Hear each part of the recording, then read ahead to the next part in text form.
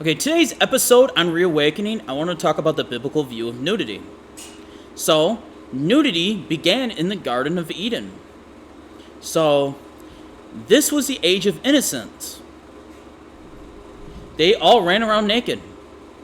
Just like our animals run around naked today because they're not in sin. They don't have any clue that they're naked. So, in Adam and Eve, they were innocent as well. They were protected. So, and around Genesis 2 or 3, end of 2, beginning of 3. So, and the Lord God caused a deep sleep to fall on Adam, which he slept, and took one of his ribs and closed up the flesh in its place. Then the rib, which the Lord God had taken from the man, he made into the woman and brought her to the man. And Adam said, "This is now bone of my bones and flesh of my flesh. She shall be called woman, because she was taken out of man. Therefore a man shall leave his father and mother and be joined to his wife, and they become one flesh, and they're both naked. The man and his wife were not ashamed. Now the serpent was more cunning than any of the beasts of the field which the Lord God had made. And he said to the woman, Has God indeed said, You shall not eat of every tree of the garden? And the woman said to the serpent, We may eat the fruit of the trees of the garden, but of the fruit of the tree which is the midst of the garden, God had said, You shall not eat it, nor shall you touch it, lest you die. Then the serpent said to the woman, You will not surely die, for God knows in the day you eat of it, your eyes will be opened, and you will be like God, knowing good and evil. So when the woman saw that the fruit tree was good for food, that it was pleasant to the eyes, and a tree desirable to make one wise, she took of the fruit and ate. She also gave to her husband with her and ate. Then the eyes of both of them were opened, and they knew that they were naked. And they sewed fig leaves together and made themselves coverings. And they heard the sound of the Lord walking in the garden in the cool of the day, and Adam and his wife hid themselves from the presence of the Lord among the trees of the garden. Then the Lord God called to Adam and said, Where are you? So he said, I heard your voice in the garden. I wasn't afraid, because I was naked and I hid myself. And he said, Who told you you were naked? Have you eaten from the tree which I commanded you that you should not eat? When Adam and Eve were first made naked, they were unaware of their nudity, as they were protected from sin by God. Then after Adam and Eve, they ate from the tree of knowledge, they lost their protection from God. So they were now naked as they were exposed to sin. So they're now exposed to sin. That was man's first humiliation, was knowing their nudity. Then God created their first clothes. Genesis 3. Also for Adam and his wife, the Lord God made tunics of skin and clothed them. So, see, the thing is, the body, there's nothing wrong with the body, but it's the heart that's desperately wicked. If nobody had clothes on, if there was no sin on this planet, it'd be okay. That'd be the Garden of Eden. But that's not the world, though.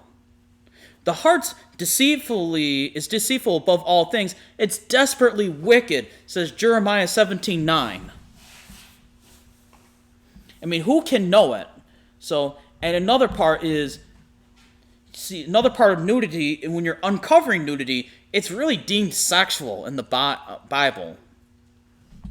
Leviticus 18 is just kind of this principle in general. If you notice here, in Leviticus 18, none of you shall approach anyone who is near of kin to him to uncover his nakedness. I am the Lord. The nakedness of your father or the nakedness of your mother you shall not uncover. She is your mother, and you shall not uncover her nakedness. The nakedness of your father's wife you shall not uncover.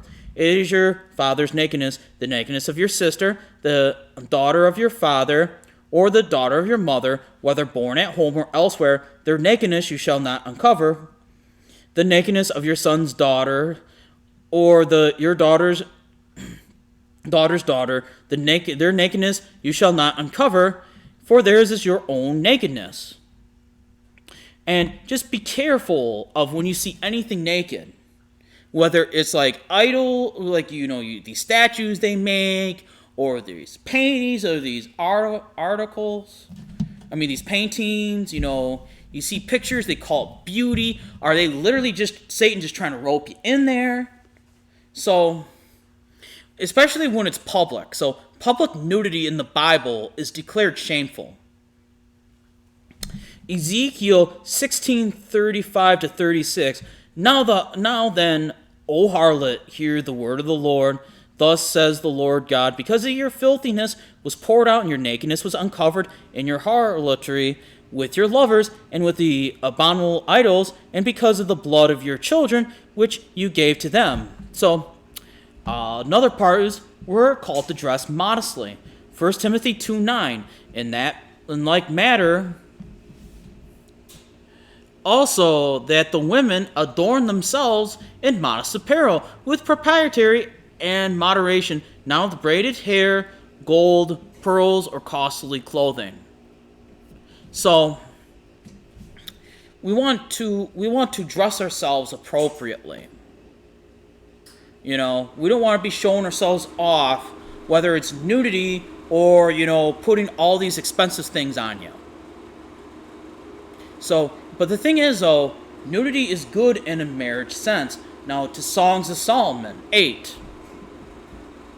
I am a wall, and my breasts are like towers. Then I became it in his eyes, as one who found peace. Solomon had a vineyard at Baal Haman. He listened to the vineyard, 2 keepers. Everyone was to bring for its fruits 1,000 silver coins. My own vineyard is before me. You, O Solomon, may have 1,000, and those who tend its fruit 200. The Shulamite. So, here's the thing. Like, Solomon here is marrying the Shulamite over here, okay? The Shulamite over here is referring to her chest as towers. Just tells me, nudity is encouraged in marriage.